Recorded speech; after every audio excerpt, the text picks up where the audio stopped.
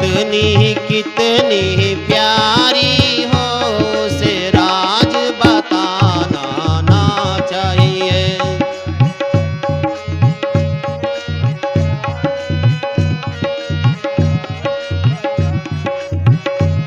ओ चाहे पत्नी कितनी प्यारी हो उसे राज बताना ना चाहिए।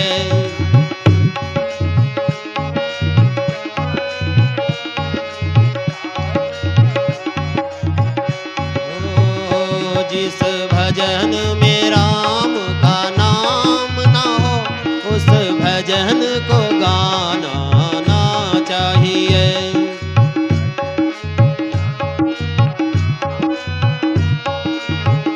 बोलिए सदगुरु भगवान की जय। कृष्ण भगवान इस भजन को संदेश देते हैं अर्जुन को। अर्जुन कहते भगवान भजन तो बहुत सुंदर है लेकिन इतनी धूप है कि नदी में बिना स्नान किए रह नहीं सकता हो, उसमें दीपक नहीं हो तो घर बेकार है। मानव सुंदर हो उसके अंदर में गुण नहीं हो तो समझ लेना वो घर बेकार है। इसलिए कभी मानव के अंदर में दीप जलाइए, ये जीवन की विशेषता है। सदगुरु कबीर साहिब कहते हैं आत्म ज्ञान अनुभव कर ले हे मानव। इस सुंदर अवसर मिला है, इसलिए सुंदर अवसर एक बेटा होता है और एक लड़का होता है और एक पुत्र होता है। बेटा अपने माता पिता की धन बांट लेता है। एक बार हम एक घर में गए थे, कहा बाबा क्या करेंगे, मेरा खिया हुआ बाबूजी खैबे नहीं करता है। बोलो श्री सदगुरु महाराज की जय। मैंने कहा कहीं ना कहीं राज है, छिपा रुस्तम होता है, कहीं ना कहीं राज है। राज को खोलो और माए बाप से नाता जोड़ो, उसका सेवा करो, तभी आपके अंदर में श्राद्ध का ज्ञान होगा, तभी आपके रामायण के अंदर प्रतीकता होगी, तभी आपके अंदर में भक्ति का संदेश होगा। क्योंकि जीवन की विशेषता है। अर्जुन कहते भगवान फिर भी गर्मी है, स्नान तो करूंगा ही। नदी किनारे गया, सुंदर महल कृष्ण भगवान ने माया से लगाया। देखता है सुंदर महल। सदगुरु कबीर साहब कहते बिनु तेल बाती जले दिन राती। उस महल में विचार कीजिए, सदगुरु कबीर साहब कहते कली में जीवन अल्प है, करिए बेगी संहार, तब साधन न हो सके केवल नाम आधार। भक्ति संसार की माता है, इसके दो पुत्र है ज्ञान और वैराग। जब आपके अंदर में ज्ञान और वैराग का दर्शन हो जाएगा, बिल्कुल है ये हाथ है, ये शरीर नहीं है, ये शरीर है, ये हाथ का एक उंगली है, हाथ नहीं है। हर शरीर का हर हर अंग है, जिसको सदगुरु कबीर साहब ने कहा सात दीप नव खंड में गुरुते बड़ा न कोई, करता करे सो करे न सके, गुरु करे सो होए। कृष्ण भगवान कहते अर्जुन जा।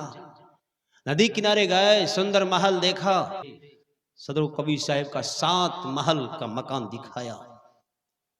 बेचारे अर्जुन देख करके बड़ा मोहित हो गया, सुंदर हुआ। नदी किनारे महल देखा, देख करके अर्जुन ने जोरदार ताली बजा के महल का स्वागत किया कि वारे महल बनाने वाले कितने सुंदर हो। जो कहा गया कि बड़े भाग मानुष तन पावा, ये सुंदर महल है, इस महल को निहारिए, आपकी जिंदगी विशेषता का पात्र बन जाएगा। अर्जुन महल को निहारते हैं, का भगवान दरवाजा खोलूं। कृष्ण भगवान हंसते मुस्कुराते कहते हे अर्जुन खोल, तुम नहीं खोलेगा तो कौन खोलेगा, क्योंकि तेरी माँ ने 6 बेटा को जन्म दिया है और 5 का ही नाम कहलाया है, 6वां को गुप्त रखा है। कोई कोई व्यक्ति गुप्त दरवाजा को खोलता है, सब नहीं खोल सकता, सबके अंदर में वो चाबी नहीं रहता, सबके पास वो चाबी नहीं रहता, कोई कोई खोलता है। गुप्त महल की दरवाजा दृश्य ले निहार। अर्जुन दृश्य को निहारता है और पहली वाली दरवाजा को खोलता है तो कहा भगवान बाहर 1 दरवाजा, अंदर तो 2 दरवाजा है।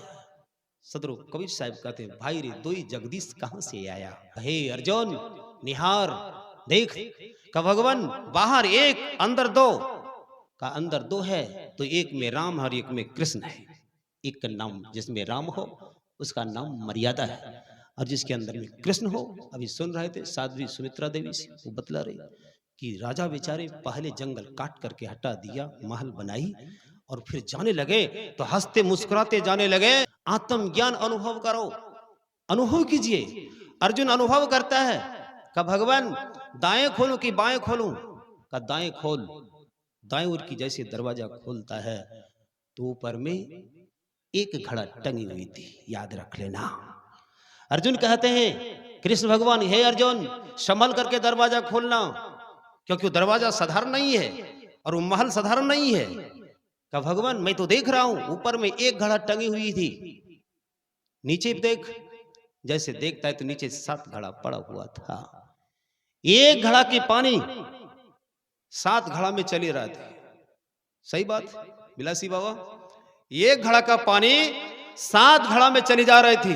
कृष्ण भगवान कहते हैं हे अर्जुन वह देख रहा है? का देख रहा हो भगवान, एक घड़ा का पानी 7 घड़ा में चली जा रही है। अर्जुन बाएं निहार, बाएं निहारता है तो अर्जुन देखते हैं ऊपर में 7 घड़ा टंगा हुआ था और नीचे में एक घड़ा पड़ा हुआ था।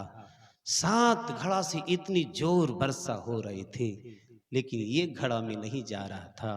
अर्जुन को बड़ा दुख हुआ, कहे भगवान ये कैसी लीला है, एक घड़ा का पानी 7 घड़ा में जा रही थी और एक घड़ा का पानी 7 घड़ा में जा रहे, 7 घड़ा का पानी एक घड़ा में नहीं जा रही थी।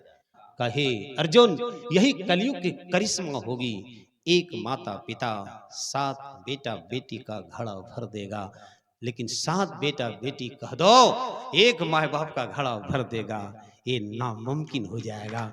यही दुख है, यही दुख है, यही सत्संग का सार है। बोल अर्जुन तू कहाँ स्नान करेगा? अर्जुन बेचारे तुरंत गमछी उठाया, कहा भगवान अब इस नदी में स्नान करने की आवश्यकता नहीं है। उठाया और पर्वत की कंदराई में गए, वहां पर कुंती झाड़ू लगा रही थी और द्रौपदी बैठ करके अपना केश संवार रही थी। अर्जुन कहते हैं कि द्रौपदी से कि द्रौपदी सुन पगली, का क्या हुआ? अरे प्रातः का समय है, माँ झाड़ू लगा रही है और तुम क्या कर रही है? सोच ले इसका नाम कृति का नाम कृष्ण है। चल मैं अभी तुरंत दिखाता हूँ। 5 लकड़ी काट दिया, सुंदर चेयर बना दिया, कुंती को बैठा दिया और गंगा जल का पानी ले आया और कुंती का चरण पखार लिया। चरण पखार करके जैसे पिया, कुंती के मुख से आशीर्वाद निकल गया कि हे अर्जुन सबका बेटा हार सकता है लेकिन कुंती का बेटा अर्जुन कभी नहीं हार सकता। ये एक माँ का आशीर्वाद है, इसका नाम सत्संग है। सदरो कबीर साहब कहते करिए नित्य सत्संग को बाधा सकल मिटाए। अर्जुन को बड़ा आनंद आया, कहने लगा कि हे भगवान आज आपने सही गंगा जी से दर्शन करा दिया, तो वास्तव में जो सही गंगा जी का दर्शन कर लेता है उसका जिंदगी सत्संगमय हो जाता है। सदरू कबीर साहब ने कहा साधु शरणम ज्ञान वैरागम आत्मा चिंतनम सोवितः संसार भूतो भविष्यते वर्तमानम। अगर आप भूत और भविष्य की कल्पना करते हैं तो वर्तमान सजाइए।